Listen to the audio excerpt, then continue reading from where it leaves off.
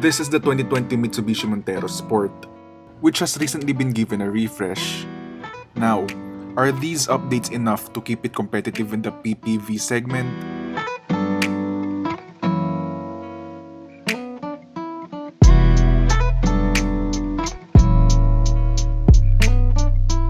Starting with the exterior, the dynamic shield grille has been given a more angular look. Along with these updates are new LED headlights, at least for the higher trims, along with repositioned fog lights and turn signals. Syempre, pati yung gulong niya bago na rin. Pero pagdating sa likod, yung kanyang controversial quote-unquote LED taillights have been given a more aesthetically pleasing and modern look. This particular GT variant that we have here is fitted with a body kit which is, medyo it defeats the purpose of buying a tall SUV in the first place. At least in the looks department, we think the new Mitsubishi Montero Sport has a sportier, more modern, and more cohesive look. Moving inside, and the changes are much less noticeable. The interior is still filled with a lot of hard plastic since this is a PPV after all.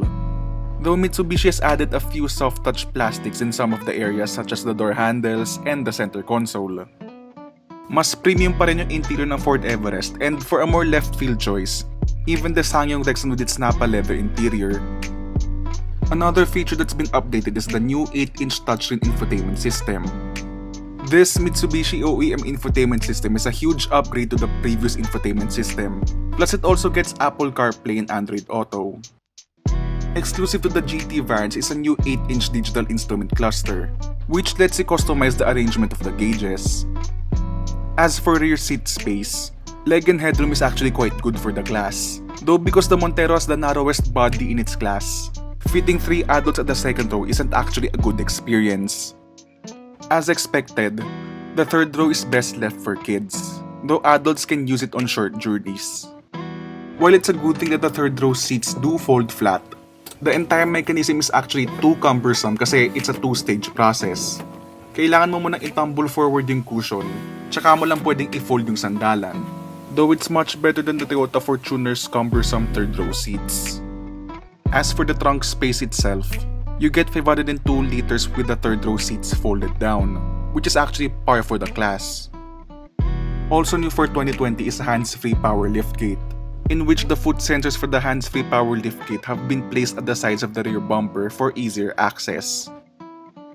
Under the hood of the 2020 Montero Sport is the same 2.4-liter MyVec diesel engine as before, which produces these numbers.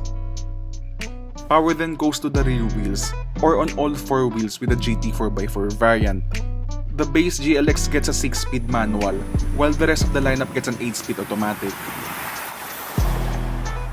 Well, first and foremost, the Montero's suspension is not as soft as the Nissan Terra's, but it's not too bad. It's not as bad as the stiff setup that you find in the Toyota Fortuner. And then as we've been talking about, this car is powered by a 2.4-liter MyVec clean diesel engine, which is not exactly the most powerful in its class, but it's also in the sweet spot. Nasa sakto lang din siya na range. Hindi siya underpowered, hindi din siya powerful. One advantage of this MyVec diesel engine compared to its rivals is that even at the higher RPMs, there's still meaningful amounts of torque and power. It may not be as punchy as Ford's EcoBlue diesel engines on the low end, but this engine has the advantage pagdating sa mga higher RPMs, which is what matters most pagdating sa overtaking sa provincial roads. As for handling, yeah, turn the wheel, the car will turn, nothing really memorable. There's body roll as you would expect, though it's controlled.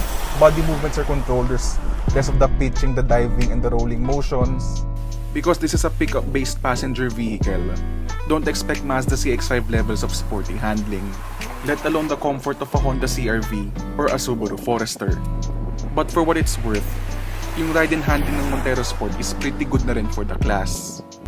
So the Montero Sport with this 2.4-liter diesel and 8-speed automatic transmission is able to do, for my entire average with me, around 9.6 liters per 100 kilometers, which is on average about 10.3, 10.5 kilometers per liter.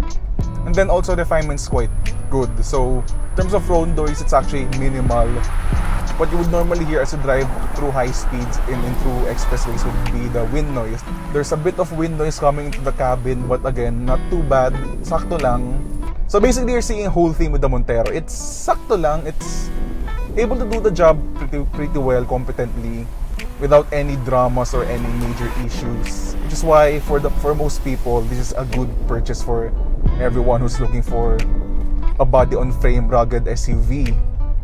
Pricing for the Montero Sport starts at 1.565 million pesos, which gets you the base GLX manual variant. For that price, you get a smaller touchscreen infotainment system, fabric interior, 4-speaker sound system, cruise control, halogen headlights, 18-inch alloy wheels, reverse camera, and rear parking sensors. Up next is the GLS 2-wheel drive automatic, which adds LED headlights and fog lights, smart entry with push-button start, the new 8-inch touchscreen with Apple CarPlay and Android Auto, full LED taillights, magnesium paddle shifters, electronic parking brake, hill start assist, electronic stability control, and a 220-volt socket at the rear seats. Up next is the GT 2-wheel drive variant, which adds 18-inch two-tone alloy wheels, leather interior, hands-free power liftgate, 6 airbags, and the digital instrument cluster. Lastly, the GT 4-wheel drive variant adds Super Select 4-wheel drive system, electronically adjustable driver's seat, auto-dimming rearview mirror, 360-degree camera system, and a host of advanced driver assist systems, including radar-guided adaptive cruise control, automatic emergency braking, blind spot warning, rear cross traffic alert, and the pedal miss application prevention system. Also unique to the GT 4-wheel drive variant is Mitsubishi Remote Control. Isa siyang smartphone app kung saan mo pwede i-control ang various vehicle functions. Now, are these updates enough to keep the Montero Sport competitive? That would be a resounding yes. In the first place, sikat na yung Mitsubishi Montero Sport, and these updates should keep it even more competitive despite newer competition. It may not be the most high-tech, the most powerful, or the most refined, but it's fundamentally a safe and reliable choice among Filipino consumers. It also certainly helps this reliable SUV manages to have striking and modern looks.